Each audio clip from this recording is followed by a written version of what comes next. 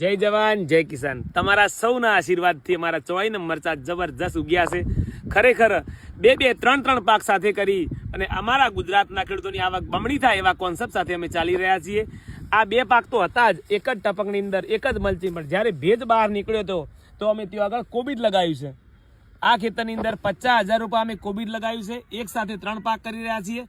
મારા ગામમાં મારા વિસ્તારમાં એક સાથે 3 પાક કદાચ આ પહેલી વાર જોઈ રહ્યા છો। અને મારો એક જ કોન્સેપ્ટ છે, એક નહીં બે નહીં ત્રણ પાક સાથે કરી અને સરકારની જે વાત છે કે 2024માં ખેડૂતોની આવક બમણી કરવાની હતી એ વાતને અમે સમર્થન આપી રહ્યા છીએ।